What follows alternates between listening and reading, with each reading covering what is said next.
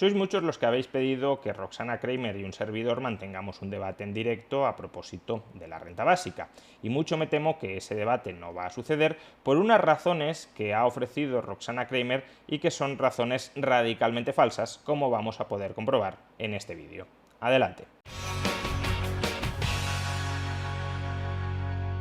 A raíz de las últimas réplicas y contrarréplicas con Roxana Kramer a propósito de la renta básica, sois muchos los que me habéis planteado que por qué no organizamos un debate en directo para así facilitar la comprensión de las posturas de cada uno. Personalmente estoy abierto a esta posibilidad, pero mucho me temo que Roxana Kramer no va a aceptar. Y es que la propia Roxana se pronunció al respecto en un grupo de Facebook cuando le preguntaron, es una discusión eterna, ¿por qué no hacen un debate en vivo?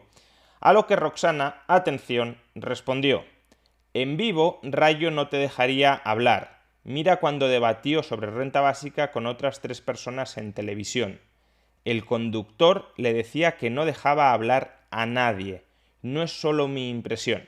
Además, este formato tiene muchas ventajas. Puedes centrarte en argumentos respaldados en evidencias, no en la mera retórica. La verdad es que esta acusación, a mi juicio absolutamente gratuita, de Roxana de que en los debates yo no dejo hablar a nadie, me resulta una acusación muy sorprendente.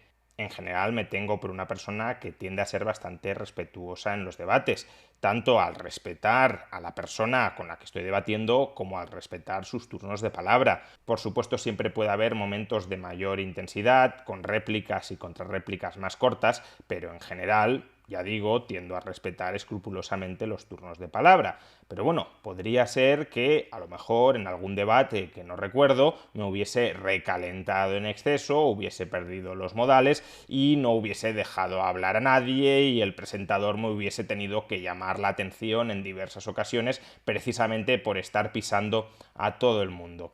En concreto, Roxana nos remite a un debate que tuvo lugar en Radio Televisión Española sobre la renta básica, en el que participé junto con otras 3 personas. Esas 3 personas estaban a favor de la renta básica y yo era el único que estaba en contra. Pues bien, dado que a Roxana le gusta tanto la evidencia empírica, una evidencia empírica que ella no malinterpreta, que se limita a describir tal cual es, con la máxima objetividad posible, visualicemos la evidencia que tenemos sobre que en este debate yo estaba pisando continuamente los turnos de palabra de otros, no dejaba hablar a nadie, hasta el punto de que el presentador me tuvo que llamar a mí la atención por no dejar hablar a nadie. Veamos y comentemos el debate al completo. Voy a acelerar algunas de las partes de ese debate para que este vídeo no se extienda innecesariamente. Sin embargo, tendréis en la descripción de este vídeo el debate al completo, sin ningún tipo de aceleración, para que aquellos que así lo deseen lo puedan ver con toda la pausa y con toda la calma necesaria. Empecemos con el debate. Hace algo más de 500 años, en 1516, un escritor, Thomas More, publicó Utopía. En aquella fábula describía una isla fabulosa en la que los seres humanos habían alcanzado el máximo de bienestar, de felicidad. Fue allí donde nació lo que hoy conocemos como renta básica universal, ya que Moore, hay que decirlo así, explicaba que en ese lugar perfecto todo el mundo tenía un sueldo garantizado. Y ahora viene la pregunta esa que he hecho al comienzo del programa: ¿qué le parecería a usted si cada mes, el día 1, encontrase en el banco una aportación del Estado de 800.000 euros y que nos permitiese sostener nuestra fórmula básica de vida? A unos les parece muy bien porque cree que sería muy justo, y a otros les parece muy mal porque eso será una manera de criar gandules o de aumentar la gandulería de otras personas. Vamos a hablar hoy, esta noche, aquí en el programa, sobre ese tema que a mí me parece muy interesante y sobre todo por sus implicaciones filosóficas que tiene, ¿no?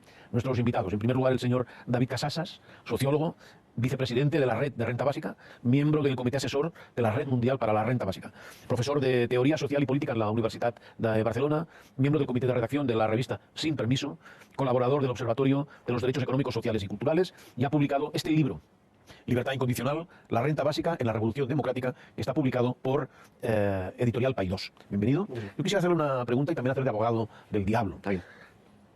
Nunca se dice ser abogado de los angelitos, siempre abogado del diablo. Somos divertidos. ¿Sí? Bueno, no sé, perdón. Nada. Si mañana el Estado le da a cada ciudadano 1.000 euros, ¿no es muy posible que al día siguiente todas las tareas desagradables se quedasen sin hacer? Hombre, yo creo que sería deseable que si el Estado, las instituciones públicas nos proporcionan 1.000 euros, 800, 700, los que sean, y la gente digamos, se retira de esas actividades, o sea, que de entrada eso me parece una gran noticia. La posibilidad de decir no a según qué tipo de actividades y en según qué condiciones me parece que sería una gran noticia. Obviamente, a partir de ahí tenemos que analizar qué hacemos con esas tareas desagradables, si deberían incrementar los salarios, o mejorar las condiciones laborales de esa gente, trabajar menos horas, robotizarlas, repartirlas, pero de entrada que aquellos que siempre tienen que pagar el pato haciendo los trabajos más desagradables porque están desposeídos y desposeídas puedan decir que no, a mí me parece que sería una gran noticia inaudita en la historia del mundo moderno. Gracias. También le quiero dar las gracias al señor Francisco Javier Braña Pino. Es doctor en Ciencias Económicas y Empresariales, especializado en Economía Política del Sector Público, tiene una amplia experiencia en el sector empresarial, tanto público como privado. Catedrático jubilado de Economía Aplicada de la Universidad de Salamanca, actualmente es investigador asociado del ICI, el Instituto Complutense de Estudios Internacionales de la Complutense en Madrid. Es coautor de este libro, ¿Qué hacemos con los impuestos? ¿Qué hacemos por una fiscalidad justa y suficiente que acabe con el fraude y la ilusión en el pago de los impuestos? Es un librito corto pero sustancioso y da respuesta según su visión a qué hacemos con la fiscalidad. Usted en sus publicaciones y en sus conferencias cita al economista y filósofo indio Amartya Sen. ¿De qué manera la renta básica universal podría cumplir el sueño de permitir a las personas que demuestren sus verdaderas capacidades? Bueno, no es una respuesta para no es una pregunta para un economista, es más bien para un filósofo o un pensador. Y yo estoy seguro que detrás de cualquier economista hay un pensador. Mi opinión personal, pero no es una opinión técnica, ¿no? Retomando lo que dice Amartya Sen, una de las cosas fundamentales de la obra de Amartya Sen, que su último libro más conocido es Una idea de la justicia, es luchar contra la pobreza. Entonces, si nosotros, porque la pobreza para Amartya Sen es uno de los grandes males y que provoca la pobreza y las hambrunas. Entonces, si conseguimos tener un instrumento que lo que haga es eliminar la pobreza, y que sea un instrumento que desde el punto de vista económico-financiero fuera factible implementarlo, no digo que sea fácil, pero que sea posible, habríamos avanzado un gran paso en tener una sociedad más justa en el sentido de justicia de Amartya Sen, que a mí me gusta mucho cómo Amartya Sen define la justicia. Aunque la define en un libro de 600 páginas, que no es fácil de leer, pero que vale la pena, yo recomiendo que se lea algún trocito de cómo él define la justicia. Pero sobre todo la justicia es que uno tenga medios suficientes para tener su propia vida y tenga capacidades suficientes para poder desarrollar su propia vida. Resumiendo mucho la idea de Amartya Sen. Gracias por estar con nosotros. A usted. Y yo espero también con mucho interés el poder oírle después en la tertulia, una vez estén presentados todos los invitados. Ahora me toca presentar al señor Juan Ramón Rayo, doctor en Economía, licenciado en Derecho, director del Instituto Juan de Mariana, profesor en la AI University, en el Centro de Estudios OMMA, que son siglas de Online Madrid Manuel Ayau. Analista económico en diversos medios de comunicación, autor del libro, aquí, Contra la renta básica, que está publicado por Deusto. ¿Por qué la redistribución de la renta restringe nuestras libertades y nos empobrece a todos? ¿No podría ser la renta básica un paraíso liberal en el que el Estado solo reparte una renta sencilla y universal, pero todo lo demás está privatizado? Bueno, yo no diría que eso es un paraíso liberal, pero si saltáramos a ese escenario, probablemente sería mejor que el escenario que tenemos hoy. Es decir, si sustituimos todos los servicios que hoy el Estado proporciona en especie, como sanidad, educación, dependencia, y los empaquetamos en forma de una renta que se paga al ciudadano para que él pueda disponer de esa renta y gastarla como él prefiere, diría que sí, que es mejor ese escenario que el que tenemos hoy. Sin embargo, también creo que llegar a ese escenario desde la situación actual es tan complicado que si fuéramos capaces de llegar a él, probablemente también, con el mismo esfuerzo, seríamos capaces de llegar a otros escenarios que son mucho más compatibles con la defensa liberal, de la visión liberal de la sociedad. Básicamente una sociedad de individuos libres y responsables, donde sí puede haber redes de ayuda mutua y de asistencia mutua para hacer frente a todas aquellas situaciones de desamparo a las que se pueden enfrentar algunas personas. Eso lo discutimos después, si quieres, y yo voy a presentar también a nuestra invitada Carolina del Olmo, filósofa, directora de publicaciones en el Círculo de Bellas Artes de Madrid, autora de este libro de ensayo, que ha llegado a su 10ª edición, ¿Dónde está mi tribu? Maternidad y crianza en una sociedad individualista, que está editado por Clave Intelectual. La renta básica universal no podría suceder que con la renta básica universal las mujeres se tuvieran que quedar en casa o se quedasen en casa. Yo creo que la manera de plantear la pregunta es el kit de la cuestión. Si tuvieran que quedarse en casa, sería terrible, pero no tienen que quedarse en casa por el hecho de que haya una renta básica. Que puedan quedarse en casa, que puedan decidir quedarse en casa, es una cuestión que habría que estudiar con detenimiento. En mi opinión, tengo la impresión de que los avances del movimiento de liberación de la mujer son avances estables, avances reales. Las mujeres no tenemos particular interés en tener la cocina más limpia o en cocinar bizcochos más gloriosos, ni nada por el estilo. Entonces tengo la impresión de que pensar que solo el chantaje del salario nos va a hacer salir de casa es tenernos por tontas, ¿no? Yo creo que las mujeres tenemos muchas cosas que hacer fuera del ámbito privado y las seguiremos haciendo con renta básica y las haremos con más libertad para hacerlas, y algunas mujeres o en algunos periodos de la vida, quizás, probablemente, de hecho, elijan retirarse temporalmente de ciertos aspectos del mundo público para centrarse, pues, quizá en la crianza. Pero son retiradas temporales, son retiradas que no veo que tengan nada de malo, aunque es matizable el tema. Sin embargo, lo que hay que reconocer es que la mujer parte ahora de una posición de desventaja. ¿Cómo superaríamos primero esa situación de desventaja con relación a los hombres? La cuestión es que la renta básica no creo que sea la solución para todos los problemas y desde luego no va a ser la solución para las diferencias de género, para las desigualdades de género, mejor dicho, o para las injusticias de género. Nadie aspira a que la renta básica sirva para todo, ¿no? Como deberíamos. Entonces, ahora mismo lo que la mujer se encuentra para tener justicia de género, digamos, son varios obstáculos. Algunos de ellos son en el mundo del empleo, ¿no? Donde se tiene menos empleabilidad, como se suele decir, ¿no? Porque se desconfía de su capacidad trabajadora porque va a ser la que se va a quedar embarazada, va a tener hijos, etc. Entonces, hasta ahora lo que hemos visto es cómo el mercado laboral ha ido poniendo trabas, digamos, a que la mujer pueda desempeñarse igual que un varón sin cargas, ¿no? Que es el modelo ideal de trabajador.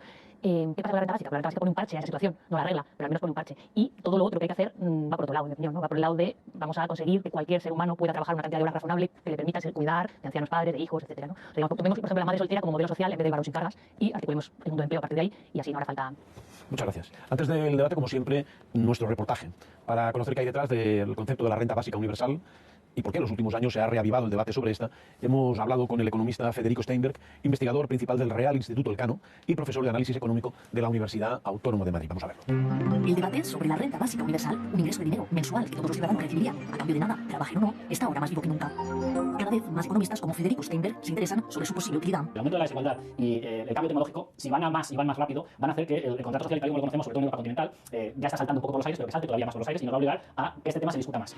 La globalización y la revolución tecnológica llevan ya años cambiando nuestra forma de trabajar. Cada día producimos más con menos personas y poco a poco se están perdiendo empleos en muchos sectores. Lo que nos vamos a encontrar seguramente en los próximos años es cada vez más gente que o bien no puede trabajar porque una máquina puede hacer lo que solía hacer mejor, o porque una persona en China o en Bangladesh o en un país de salarios más bajos puede hacer lo que antes hacía él. La clase media parece desintegrarse y los informes sobre desigualdad coinciden en advertir que gran parte de la riqueza del mundo se concentra en las manos de unos pocos.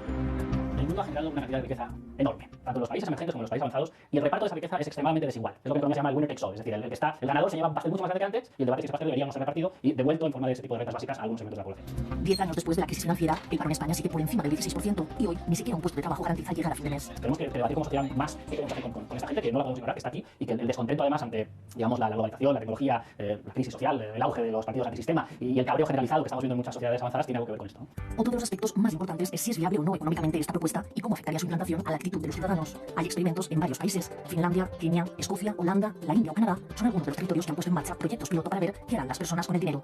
Y en Stockton, California, una de las ciudades con más desempleo de Estados Unidos, a partir de este año 2019, 100 de sus habitantes recibirán sin condiciones $500 durante 18 meses. Es difícil de evaluar realmente con la evidencia que tenemos ahora sobre los programas pilotos si esto funciona o no funciona y en qué casos. Primero porque hay un problema de diseño a veces en a qué grupos se les da, bajo qué condiciones, y por lo tanto no es fácil extrapolar conclusiones. El concepto de renta básica universal no está asociado a ninguna ideología política concreta. De hecho, hay argumentos a favor y en contra tanto en los sectores progresistas como entre los conservadores. Desde la izquierda, quienes la defienden consideran que esta podría ser una medida eficaz para combatir la pobreza. En cambio, hay voces críticas que argumentan que rompería el principio de igualdad porque no tiene sentido darle lo mismo a todo el mundo. Y aunque si bien es cierto que la renta básica universal tiene más adeptos dentro de la izquierda, desde la derecha también encontramos defensores. Hay economistas de corte liberal que ven en esta medida una versión del estado del bienestar en sustitución de otras prestaciones sociales. Sin embargo, son muchos en este sector los que opinan que dar dinero sin condiciones puede tener efectos perversos, como por ejemplo que la gente no quiera trabajar. De momento, el debate es intenso. ¿La renta básica universal acabaría con la pobreza y mejoraría la justicia social o fomentaría la vagancia y el parasitismo?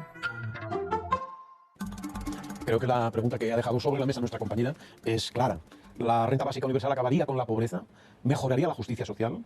¿Fomentaría la vagancia y el parasitismo? Yo lo dejo también para que ustedes me den su opinión y discutan entre ustedes mismos para saber qué es lo que piensan y posiblemente buscar respuesta a los problemas que pudiesen surgir. ¿Quién quiere empezar? Bueno, sobre si fomentaría la vagancia y el parasitismo.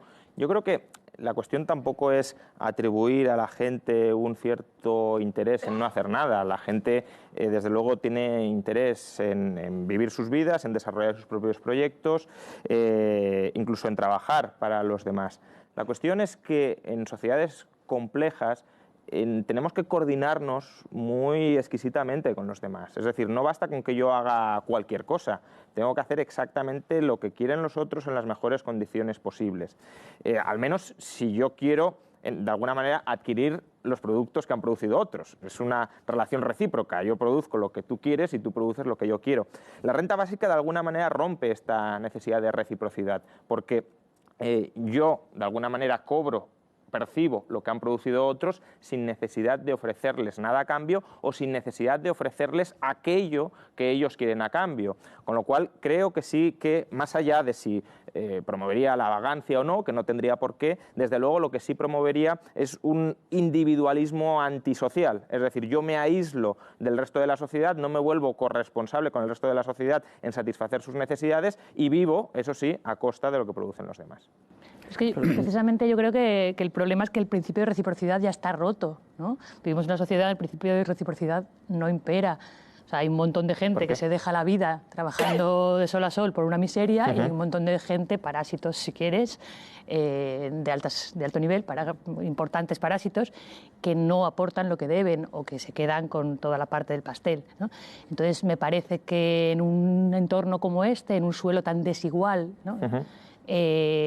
Permitir... O sea, yo ahí matizaría un poco la cuestión. Hay parásitos en nuestra sociedad, muchísimos, a través especialmente de esferas políticas, son las famosas élites extractivas. De eso no hay duda. ¿Todo aquel que percibe una alta remuneración es un parásito? No necesariamente si está generando un alto valor. Pero justamente creo que si hay parásitos, la forma de combatir eso no es de alguna manera diciendo, bueno, pues vamos a extender esas redes parasitarias por todo el mundo. Habrá que enfocarnos en esas élites extractivas y tratar de derrocarlas, no de compensar ese extractivismo con otro extractivismo. Pues estamos... Bueno, yo voy a la evidencia empírica, que es lo que a mí me gusta en estas cosas. Primero están los antropólogos, que demuestran, los antropólogos, el que más me gusta es Marvin Harris, lo que pasa es que es un antropólogo así un poco de izquierdas, a muchos no les gusta, pero los antropólogos demuestran que la reciprocidad ha existido siempre, que es la base fundamental del trabajo comunitario de la raza humana. Y dudo mucho que la renta básica, por lo tanto, fuera contra eso que está en nuestros genes. ¿En grupos de qué tamaño? ¿En grupos de qué tamaño? Históricamente. Sí, pero ¿en grupos de qué tamaño? Estamos hablando de grupos de 100 personas. En grupos pequeños y en grupos grandes, porque hay sociedades grandes y estructuradas en América Latina y sociedades pequeñas. Por ejemplo, en los mayas, que es una ciudad, por otra parte, no muy de poner como ejemplo, porque eran carnívoros, etcétera. Y además otras cosas. No avanzó muy bien. Pero en segundo lugar, pero no solo esa historia de los antropólogos, sino luego los estudios que hay sobre por qué la gente trabaja. Entonces, lo que está claro es que la gente hay que distinguir entre trabajar y tener un empleo. Yo creo que los que hablan de la vagancia, de esa expresión de felicidad ociosa, están hablando del trabajo remunerado, pero es que hay muchos otros trabajos que la gente podrá querer hacer y que son trabajos que son socialmente valorables. Es que estar atendiendo a mi madre en casa, y yo lo puedo hacer gratis, entre comillas, no es un trabajo como tal, es decir, no soy empleado, pero es un trabajo socialmente deseable. Entonces, y viene en tercer lugar, el elemento es ¿cuánta gente quiere dejar de trabajar? Entonces la pregunta es ¿por qué hay gente que hace horas extraordinarias? ¿Por qué hay gente que trabaja muchas horas? ¿Por qué los súper ricos, los grandes directores financieros, hacen jornadas de 14 horas y están llenos de dinero por todas partes? Entonces, la inmensa mayoría de la gente necesita trabajar, no tener un empleo de trabajar, porque es algo que está en la especie humana. Entonces, creo que, bueno, pues a lo mejor habría algunos que se dedicaran a la vagancia, a ser ociosos, pero habría otros que con eso podrían decidir por sí mismos qué es lo que quieren hacer. Los estudios que hay sobre efectos en el mercado de trabajo en ningún caso justifican que se acuse a un mecanismo como la renta básica ni las rentas garantizadas de que la gente, por eso, se convierta en vaga. Por otro lado, creo que es importante que pensemos qué significa ser vagos. Dejar de trabajar en delivery significa ser vagos. Dejar de realizar trabajos de mierda, que es un término académico o publicístico de David Graeber, de un señor a la tele. Es convertirte en una persona vaga. Yo creo que está muy ausente del debate, no de este en general, la cuestión de las relaciones de poder que permean el conjunto de la vida social, en la esfera del trabajo remunerado, en la esfera doméstica. Salir de relaciones de trabajo, que son absolutamente alienantes, para poder entrar individual o colectivamente en otras muchas esferas de trabajo, remunerados o no remunerados, que realmente tengan sentido para nuestras vidas, es algo que la especie humana y los humanos deseamos, y los experimentos así lo demuestran. En ese sentido, más que un problema de vagancia, yo lo que diría es, tenemos una cantidad ingente de talento desperdiciado en el mundo capitalista, porque el capitalismo nos desposee de recursos, como consecuencia de esto nos manda sí o sí al mercado de trabajo a aceptar lo que se nos ofrece, porque nos ofrece, se impone, si es que se impone, porque paro del 25%, etc. Tú no puedes determinar qué haces, en lugar de pasar de lo mismo, porque toda esa gente que se está agarrando al hierro ardiente del trabajo de mierda, está dejando por el camino unas cantidades de talentos monumentales que ellos y ellas se pierden en términos de autorización y que todos nos perdemos en términos de eficiencia colectiva. Por lo tanto, entiendo que la renta básica y el empoderamiento de un recurso incondicional en general es un debate que viene a plantear la posibilidad de que todos y todas podamos realmente emprender caminos productivos, reproductivos propios, individualmente, colectivamente, de mil maneras. Por lo tanto, yo no lo vería como un problema de vagancia, sino como, de entrada, como una forma de decir no a lo que llegue y como una palanca de activación de muchas formas de actividad que hoy están absolutamente sepultadas, están enterradas. Es que de nuevo, actividad orientada hacia qué. Insisto, yo he empezado diciendo que no tiene por qué promover la vagancia o que creo que no es el tema fundamental. La cuestión es, ¿a qué me dedico? ¿En qué trabajo? ¿En aquello en lo que yo quiera o en aquello en lo que quieren los demás? Si me dedico a trabajar o a ocuparme en lo que yo quiera, puedo dedicarme a producir cosas que solo quiero yo. Por ejemplo, varios defensores de la renta básica dicen, con razón, la gente se podría dedicar a cuidar bonsáis, a escribir haikus, a hacer aquello... Pero pensemos en el mercado también. Sí, no, pero... Perdona, sí, termina. Pero ese tipo de actividades, alguien las puede considerar socialmente valiosas, pero son más socialmente valiosas que otras actividades que hoy se están realizando y que despreciamos. Es decir, la otra gente, ¿qué quiere? ¿Que tú escribas haikus? El consumidor. El consumidor. Es decir, si tú quieres algo de lo que ha producido el consumidor... El consumidor no sabe quién soy yo. El consumidor... No, pero quiere un servicio de ti. Sí, pero que me lo deje hacer, por favor. Que tenga... No el consumidor. Que la sociedad, que el sistema me deje a mí tirar adelante el servicio. Si la gente quiere que tú escribas haikus, te pones a escribir haikus y triunfarás escribiendo haikus y podrás vivir escribiendo haikus. Si la gente no valora los haikus... Es que hay gente que compra haikus. Sí, totalmente. Por eso que ya se puede, ya se puede. Pensar que el mercado laboral asigna correctamente las necesidades, pues claro... ¿Por qué no? Es decir, el 10% de la población puede vivir escribiendo haikus. No, porque la gente, antes de tantos haikus, quiere otras cosas. Los haikus molan un huevo, pero... Bien, pues si te gustan, cómpralos y de esa manera permitirás que haya personas que vivan escribiendo haikus. La cuestión es, si el 10% de la gente quiere vivir escribiendo haikus y el 90% no quiere esos haikus, ¿qué hacemos con ellos? ¿Los mantenemos para que puedan escribir haikus y no produzcan bienes que el otro 90% valora o no? Bueno, creo que hasta aquí difícilmente se puede decir que haya interrumpido de manera maleducada a los contertulios y no les haya dejado hablar ni desarrollar sus argumentos. Es verdad que se me interpela mucho a lo largo del debate y yo tiendo a replicar también a esas interpelaciones. ¿Por qué? Porque el único que estaba en desacuerdo con los otros tres en ese debate era yo. Por tanto, el contrapunto era yo y por tanto es lógico que ellos expongan argumentos a favor de la renta básica y críticas a las críticas a la renta básica y yo a su vez intente responder a sus argumentos a favor y a sus críticas a las críticas. Pero vamos, que de momento creo que lo estamos entendiendo todo perfectamente bien. De hecho, hasta aquí el debate se ha desarrollado por unos cauces argumentales similares a la discusión que ya mantuvimos con Roxana. Si la renta básica reduce la oferta de trabajo, si la renta básica no reduce la oferta de trabajo, pero sí cambia los términos de la especialización y de la cooperación productiva dentro de la sociedad, etcétera.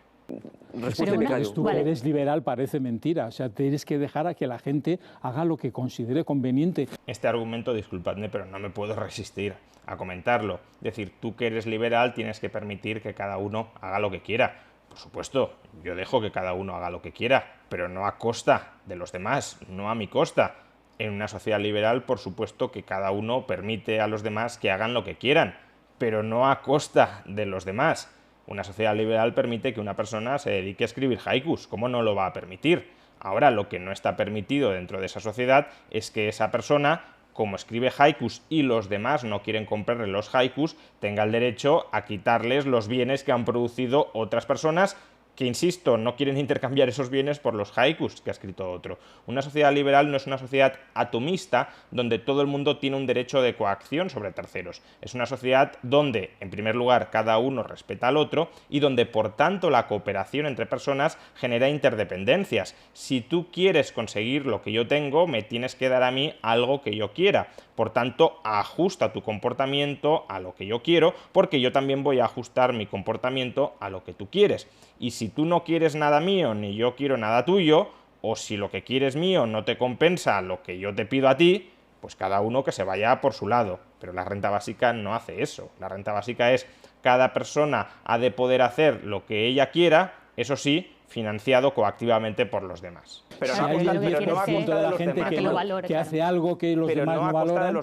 Pero yo no entiendo ese sentido del liberalismo. No me cuadra mucho, pero en fin, lo dejo ahí. Cualquier persona puede hacer lo que quiera, pero si una persona quiere algo de los demás, se tienen que coordinar y son interdependientes. Yo no puedo decir, voy a hacer lo que yo quiera a costa de ti. Libertad y responsabilidad. Pero hablemos de haikus no lo hace a costa de nadie, creo yo. Hombre, con renta básica sí, sin renta básica no. A mí que una persona escriba haikus y venda esos haikus y viva de los haikus me parece estupendo y le aplaudiré. Ahora, nadie quiere leer tus haikus, entonces págame la renta básica para que tú puedas escribirlos. Pero es que la renta básica la van a tener todos los ciudadanos, todos, hagas lo que hagas. Claro, es que esa es la definición de renta básica también para hacer cosas que el resto no quieren que hagas. Bueno, pero es por el derecho que tienes de haber nacido. Nadie te preguntó por qué estás aquí. Entonces es un derecho por el hecho de haber nacido. Esa es la propuesta ya de Thomas More, por cierto. Hay un español que desafortunadamente lo cita Standing, porque no lo citan además. Luis Vives, el famoso pedagogo, que pues no sé por qué Standing dice que era flamenco también. Yo creo que era solo valenciano, pero bueno, Luis Vives también lo tiene en 1500. Todos ellos tienen como filósofos, y me estoy metiendo en un campo que no es el mío, que es el de la filosofía, pero todos lo tienen claro. Es decir, por el mero hecho de nacer, tienes que tener derecho a poder sobrevivir y que no seas pobre. Pero es que puedes sobrevivir. Y a partir de ahí, hablar de si alguien tiene haikus o produce haikus son tan extremos, tan tramposos. No. Son ejemplos que ponen los partidarios de la renta básica, no los pongo yo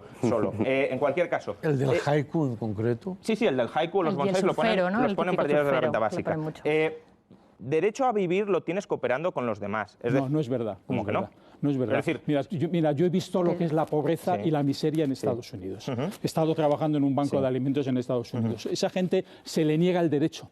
Se le han negado el derecho, no pueden vivir, tienen que recurrir a los bancos de alimentos. Por cierto, era un banco de alimentos de una empresa multinacional en la que yo trabajaba y era absolutamente patético. Como un detalle, además, el banco de alimentos había un montón de ratas, cosa desagradable, por cierto, pero se les estaba negando, o sea, tenían que pedir. Tenían que mendigar. A esa gente se le está negando el derecho. Así hay. La pobreza es tremenda. Es muy poco liberal. Tu uso del tiempo es muy poco liberal, ¿eh? Bueno, vale, no, yo es por... Bueno, como son 3 o 2 y medio contra... También no, por hombre, no estamos debatiendo... Sí, no digo de argumentos a favor y en contra, pero sí, no. No, pero perdona, no, dale. Si me pongo muy liberal, me avisas, ¿eh? Que en mi caso es una mala señal esto. Aquí es verdad que el otro economista y yo nos estábamos enfrascando en una discusión, pero nos estábamos enfrascando los dos, porque él exponía una crítica a mis argumentos y yo le replicaba, y otro contertulio pide su turno, a mi juicio, con un argumento pobre, porque decir que el uso de los tiempos no es muy liberal, cuando eso no tiene nada que ver con el liberalismo, pues bueno, es un chascarrillo que no está de más, pero fijémonos que una vez pide el tiempo, pues yo rápidamente se lo cedo, porque es verdad que nos estábamos enfrascando especialmente en ese punto, pero a un punto que no estaba aclarado, y cuando yo he intentado hilar un argumento, el otro economista también me ha interrumpido, yéndose por los cerros de Úbeda sobre si él trabajó en una multinacional en Estados Unidos con banco de alimentos, etc. En cualquier caso, son circunstancias habituales que suceden en los debates, en las tertulias, y que es relativamente sencillo reconducir, y que sucederá alguna vez más en este debate, pero insisto, no existe ningún tipo de ánimo por pisotear a los demás, por no dejar hablar a los demás, por acaparar los turnos. Es simplemente que hay 3 contertulios a favor de la renta básica que están criticando cada uno de ellos desde distintas perspectivas mis argumentos en contra de la renta básica, y es razonable, es lógico que en ese debate el que está en minoría tenga algo más de tiempo para intentar dar réplica a los distintos argumentos que contra él se le están lanzando.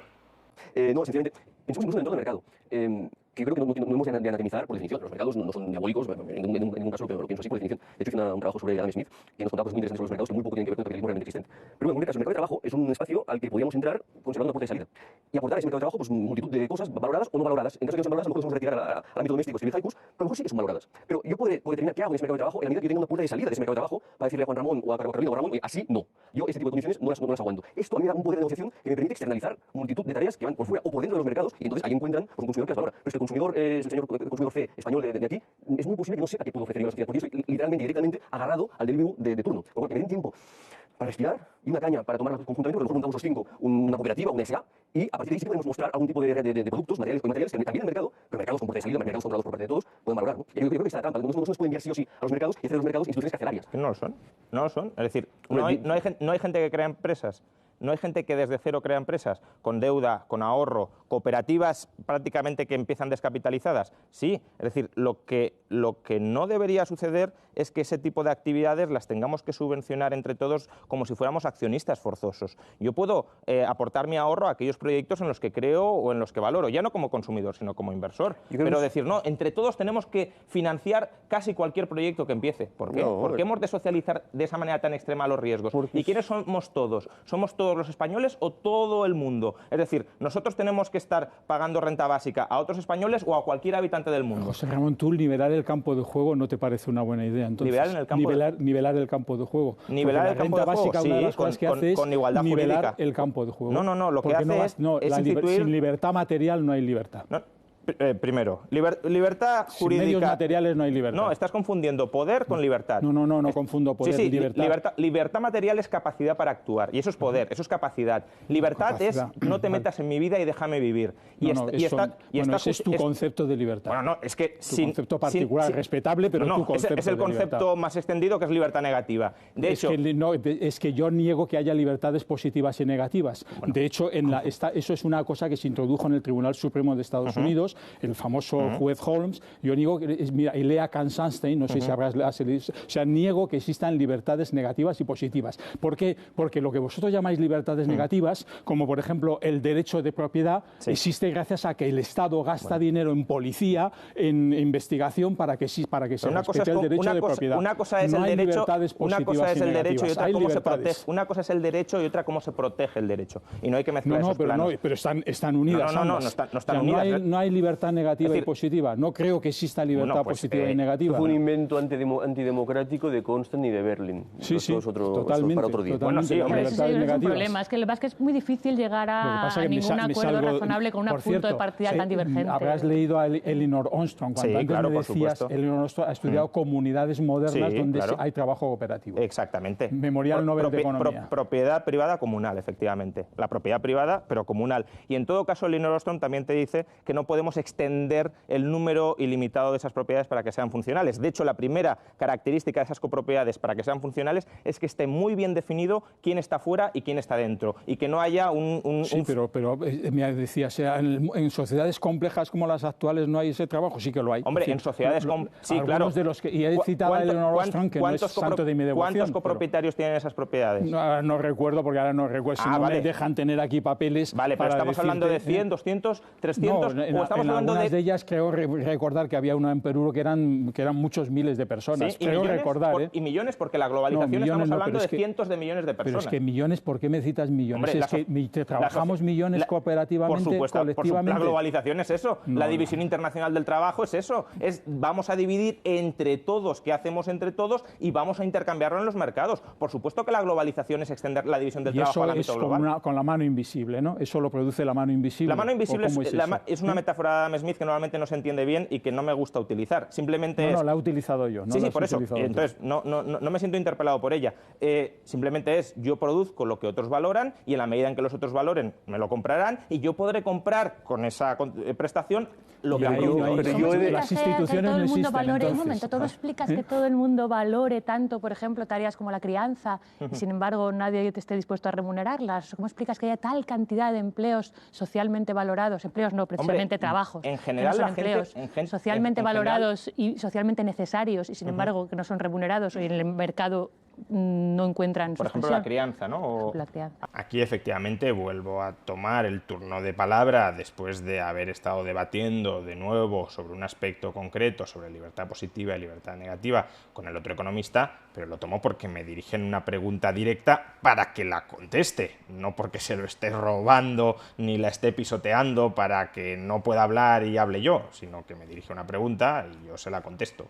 Yo creo que en general la gente valora su crianza. Y por eso la gente está dispuesta a asumir costes muy grandes, mujeres u hombres, sobre todo históricamente más mujeres que hombres, y eso es algo que culturalmente creo que habría que cambiar, pero la gente está dispuesta a asumir un coste muy grande para criar a sus hijos. Que esté dispuesto a asumir un coste muy grande para criar a los hijos de demás? otros, ya no lo veo tan claro que eso socialmente... Yo creo que sí, la gente se da cuenta de que hace falta una cosa es que un recambio una cosa es generacional, que lo que hace digan, falta niños, una cosa es que lo que hace digan falta- y que digan, me gustaría que en esa sociedad hubiese una demografía más positiva. Otra es, ¿cuánto estás dispuesto a aportar tú? Y no necesariamente en términos monetarios, puede ser en términos de, oye, vas a cuidar a los hijos del vecino para que... ¿Cuánto estás dispuesto a aportar tú de tu vida para que ese objetivo se realice? Y ahí creo que si nos remitimos a los hechos, bastante poca gente hace honor con sus hechos a las palabras de me gustaría que haya más demografía. Bueno, porque hace falta una institucionalización. No Evidentemente, en necesariamente. términos privados de caridad, nadie va... Se puede institucionalizar a escala comunitaria, por ejemplo, y no se hace. No, pero que en una sociedad compleja, como tú has dicho, hace falta una institucionalización En correcta unos- y el mercado Es no que el es. elemento fundamental es que existen las instituciones y y el mercado es una institución más. Y si dejamos de lado las instituciones como son el Estado, las comunidades y luego lo que va asociado a esas instituciones que es el derecho, el derecho de propiedad. Entonces, la globalización existe porque hay instituciones que han dejado de hacer o instituciones que hacen. Cosa que, por ejemplo, para los liberales es curioso como el nombre latino, las instituciones no entran en el debate. Esto es llamativo. No, hombre, como que no. Yo tendría que resumir un poco la parte inicial del debate diciendo que hemos de evitar descripciones del mundo según el cual aquí solo hay relaciones psicológicas.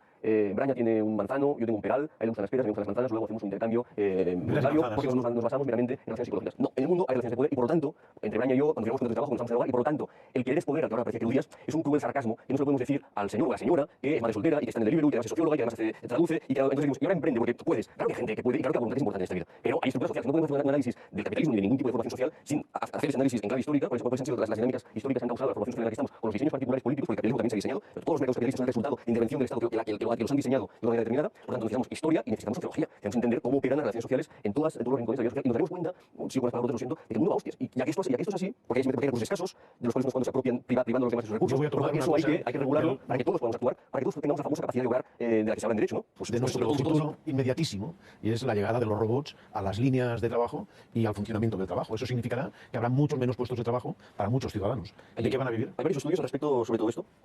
Perdón, no sabe muy bien. Los datos bailan. En España se habla de un 12% de empleos eliminables, robotizables. A nivel de Unión Europea se habla de 54%, menos en Estados Unidos se habla de 45%. Bueno, de todos modos, yo quisiera subrayar un tema que a veces nos escapa. Bueno, de entrada decir que, obviamente, la evidencia de que va a haber destrucción de puestos de trabajo es uno de los argumentos a favor de, bueno, pues si se rompe el vínculo entre ocupación y ingresos, pues a lo mejor ese vínculo hay que restaurarlo de otro modo, derechos de ciudadanía, ingresos. Aún así, y si defendiendo la renta básica, yo quisiera también decir que no podemos caer en determinismos tecnológicos. Si el hecho de que tengamos tecnología no quiere decir que la tengamos que aplicar sí o sí en todos los espacios donde sea aplicable. Por lo cual hay un debate societario muy importante sobre qué queremos robotizar y qué no queremos robotizar. Ahora bien, no van a venir solos, alguien tiene que robot. Ahora bien, que podamos aprovechar el robot para salir de tiempos modernos de Chaplin y liberar tiempo para los cuidados o para otra cosa, que realmente tenga mucho más que ver con aquello que somos y queremos ser, pues es una oportunidad interesante. Pero no hagamos tampoco caigamos en determinismos tecnológicos, donde además los datos tampoco están del todo claros. No, hay una dispersión enorme. Desde el estudio de Osborne y alguien más que ahora no recuerdo. Osborne y Frey en Estados Unidos que hablaba del 40 y tantos %. La Fundación Europea de Condiciones de Vida ha creado un área específica de estudio del impacto de la robotización que está publicando varias monografías bastante interesantes no es posible decir cuántos empleos van a desaparecer y cuántos se van a crear. Lo que sí es cierto es que la robotización es un cambio en las formas de producir, como lo fue en su momento pues la cadena de montaje, el Fordismo, etcétera. ¿Y dinero para pagar la renta básica universal lo hay? El dinero de sobra.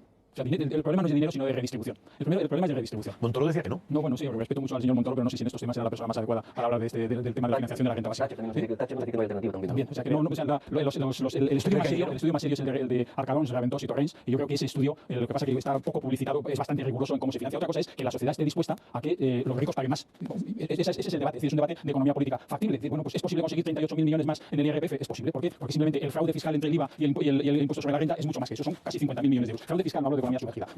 Que yo dirigí de un inspector de Hacienda. Entonces, sería posible decir, si consiguiéramos eliminar el fraude fiscal, no digo que esto sea posible hoy ni mañana, pues tendríamos dinero para financiar la propuesta que hacen Arcalón, Raventós y Torrens. Luego, ahí se puede hacer perfectamente. Estamos en una sociedad muy grande. Nunca ha habido tanta riqueza, creo que alguno de vosotros lo habéis mencionado, nunca ha habido tanta riqueza en el mundo en el que vivimos, aunque nunca ha habido probablemente tantas desigualdades como las que hay ahora. Bueno, yo no coincido en que la renta básica sea financiable. El estudio de Arcalón, Raventós y Torrens tiene un fallo fundamental, y es que no es un estudio que tenga en cuenta los efectos dinámicos de la propuesta. Es que no los pretende, y te han contestado a eso, José Ramón. Sí. No los pretende, claro, no pretende hacer estudios dinámicos, no tiene en cuenta la elasticidad. Es como decir, no pretendo saber los efectos que va a tener esto, pero... es que no es posible hacer estudios de comportamiento dinámico en economía. Perdona, pero no es posible. No puedes conocer la elasticidad de la base imponible. Es que la elasticidad de la base imponible es un invento en particular, y además he de decir... O sea, no reacciona la gente. Sí, la gente reacciona, pero medirlo es dificilísimo. Bueno, pero entonces, el argumento ¿cuál es? Como no los podemos medir, no lo midamos, pero vamos a decir que es perfectamente financiable. Es lícito hacerlo, porque igual que ellos mismos tampoco tienen en cuenta, y existen estudios, en este caso, igual que hay divergencias sobre cuál es la elasticidad de la renta imponible o de la renta agravable, sobre los efectos que tiene sobre la salud y sobre la educación. Lo poco que hay sobre el experimento que se hizo en Ontario, en Canadá, demuestra que mejora mucho la salud de las personas, la salud, y por lo tanto eso produce más. Y eso el estudio no lo tiene en cuenta, porque es un estudio estático. Además, lo que pierdes de base imponible por la parte que se retira, lo aportas por la parte que emprende, por ejemplo. A tu crítica hay una respuesta muy clara. Si puedo formular la crítica los estudios, bueno, sí, termina de formularla. Fijaos si acaparo los turnos de palabra, fijaos si piso a los demás, fijaos si no dejo hablar a otros, que la crítica que estaba intentando hilar en mi turno se vio interrumpida por el otro economista que no me la dejó concluir, y por eso tuve que pedir que por favor me dejaran terminar ese argumento.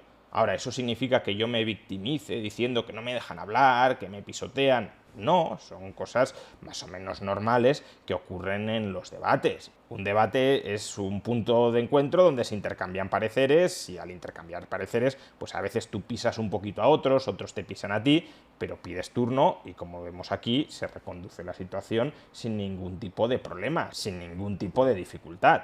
Sí, no, básicamente que no tiene en cuenta los efectos dinámicos del modelo, es decir, no solo es aflorar 38.000 millones más, es incrementar el tipo medio sobre las rentas altas hasta el 50%. Actualmente está en el 32%, es decir, si incrementamos el tipo... Es el 46%, pero bueno, da igual. No, ese es el marginal, no el medio.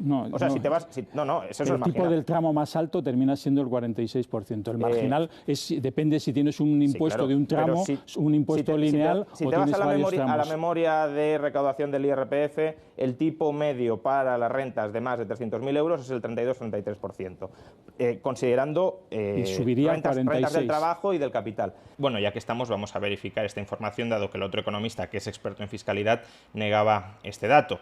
La última estadística disponible que tenemos desagregada a este respecto es del año 2017 y, como vemos en este cuadro, el tipo medio, no el tipo marginal, el tipo medio para las rentas, ya no de más de 300.000, como dije en el debate, sino de más de 100.000, es del 30, 31, 32, 33 hasta 34%. A partir de 600.000, por la influencia de las rentas del capital, ya vuelve a caer al 32%. En todo caso, en este debate estábamos hablando de pasar de este 30, 31, 32, 33 al 49% de tipo medio. Subiría hasta el 49%, es decir, es un aumento de en torno al 60% del tipo medio. Pensar que la gente no va a reaccionar en forma de menor carga de trabajo, en forma de menor generación de valor en el mercado laboral, cuando te están incrementando los tipos medios un 60%, creo que... Bueno, pues no me dejan tener papeles aquí, pero me gustaría, y porque me gusta ser riguroso, hay 3 trabajos que han tratado ese tema utilizando la elasticidad de la renta imponible. Uno es el de Manuel Sáez, otro de Manuel, más reciente, de hace un año, de Manuel Sáez con Stokova y no me acuerdo qué otro autor, y luego está un estudio de unos alemanes que utilizan la elasticidad de la renta variable, porque uno de los primeros que empezó a estudiar esto es Manuel Sáez. ¿Sabes cuál es el tipo que dicen que el tipo máximo que se podría tener en el impuesto sobre la renta? El 68%. Aquí el otro economista se estaba yendo por los cerros de Úbeda, porque estaba confundiendo dos debates distintos. Uno es cuál es la elasticidad de la base imponible con respecto al tipo impositivo, es decir, si incrementamos el tipo impositivo medio, cuánto va a variar la base imponible y, por tanto, cuánto va a variar la recaudación. Y por otro, cuál es el tipo impositivo óptimo dentro de una sociedad.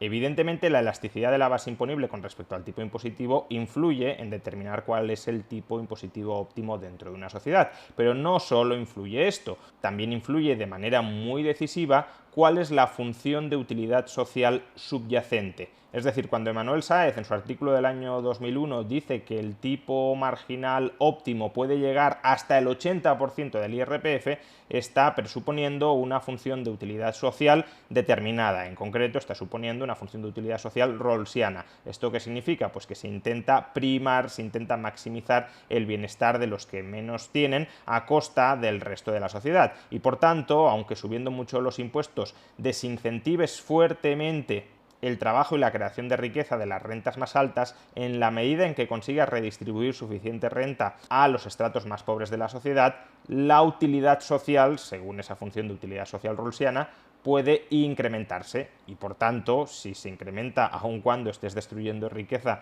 en los estratos más altos de la sociedad, el tipo marginal óptimo puede ser muy alto. Pero de la misma manera, Manuel Sáez, en un paper del año 2016, reconoce que si la función de utilidad social estuviese construida sobre estándares libertarios, en los que la propiedad privada es legítima y está protegida, y en los que todo ingreso que sea fruto de transacciones pacíficas es retenido legítimamente por cada agente económico, Manuel Sáez reconoce que con esa función de utilidad social el tipo impositivo óptimo sería del 0%.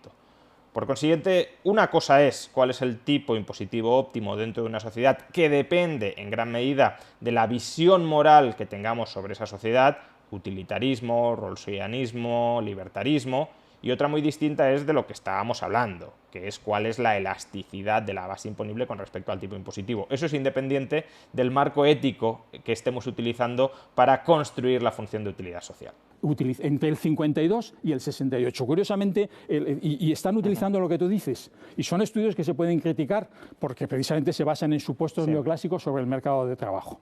Entonces, si resulta que Manuel Sáez y otros autores, sobre todo los alemanes, que por cierto en su trabajo, cuyo nombre los dos lamento decir que no los recuerdo, si tuviera aquel papel los daría, es un estudio que está hecho para una economía alemana que es muy similar en términos institucionales a la española. Es que el 68%. Señores, muy brevemente, siempre es brevemente. Has citado estudios internacionales, pero no has citado estudios en España. Tenemos es que el estudio de los alemanes dice que ese modelo se puede aplicar perfectamente a casos como pero es que hay modelos que la miden en España y es... Ay, perdona, sí, no, y hay un cuarto estudio, se me ha olvidado, acaban de publicarlo unos americanos, coge el caso de España.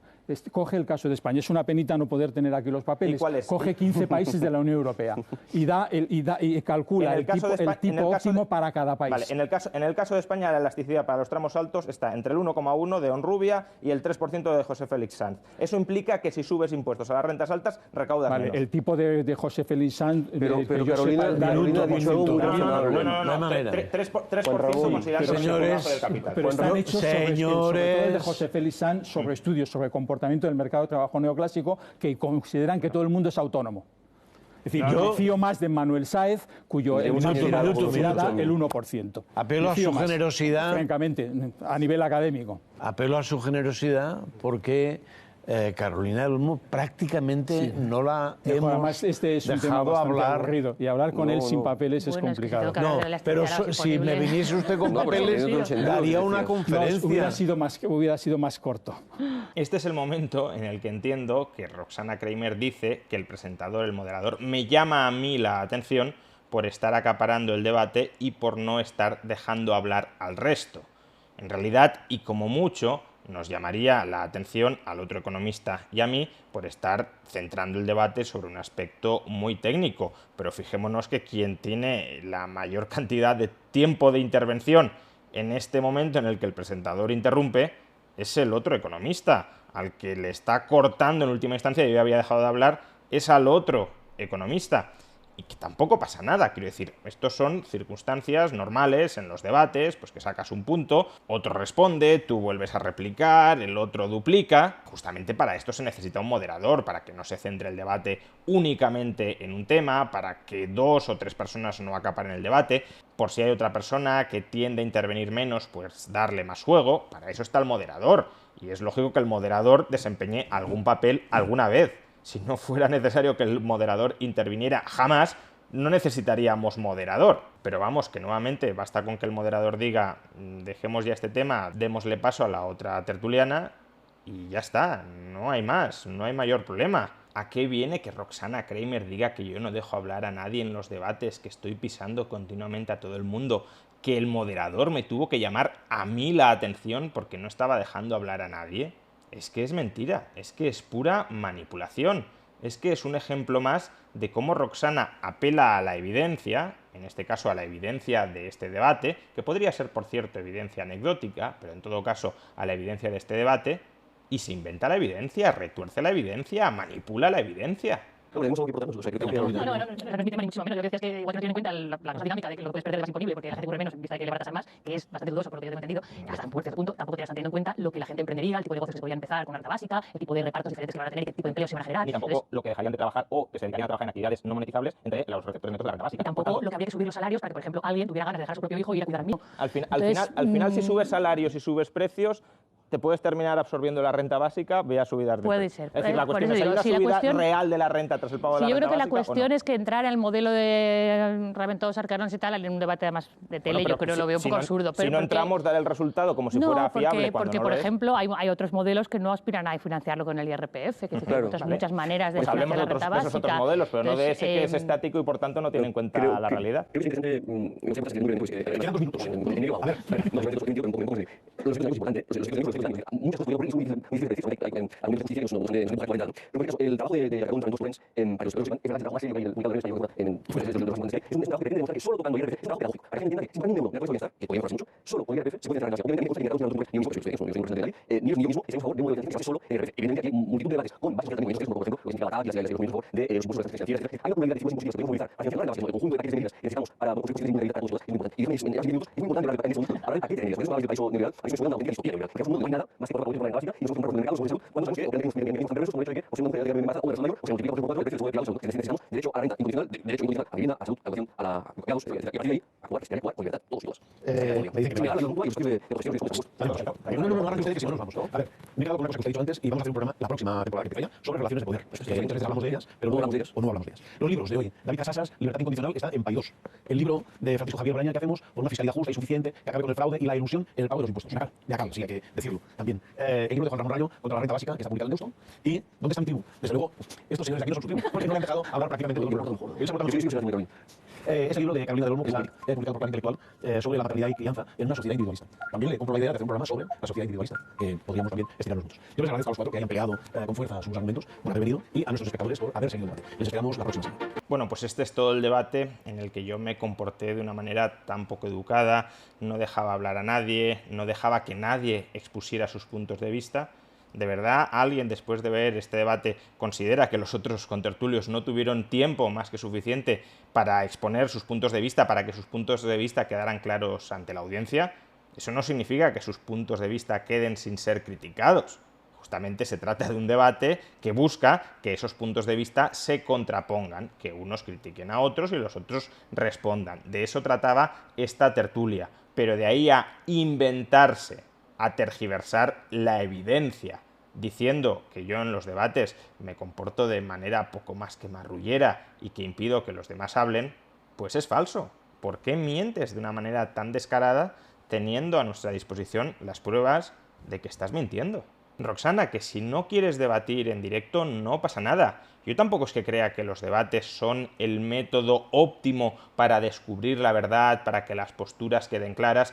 Creo que es un mecanismo más que tiene sus ventajas y que tiene sus inconvenientes. La mayor desventaja, claro, es que la otra persona te puede dar un argumento y tú no tengas en ese momento los datos, no tengas las referencias encima de la mesa y queden sin contestar, dando la sensación ante la audiencia de que tú no puedes responder a este punto, de que ese punto no tiene respuesta, cuando a lo mejor sí la tiene, pero en ese momento no dispones de ella. Por eso, un vídeo de YouTube grabado con tiempo, reflexionado con tiempo, donde se puede consultar con tiempo la evidencia, donde se puede reflexionar con tiempo los argumentos que quieres utilizar, puede ser un mejor mecanismo. Si no te digo que no, ahora si esa es tu razón para rechazar un debate, que es una razón, insisto, que me parece perfectamente válida y perfectamente legítima, di que es esa.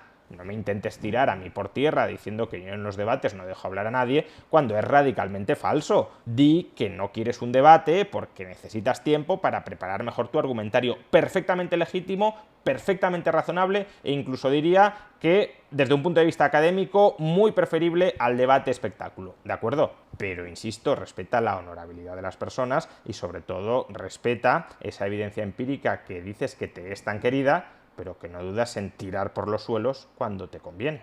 Y en los últimos intercambios que hemos mantenido, me temo que te ha convenido demasiado.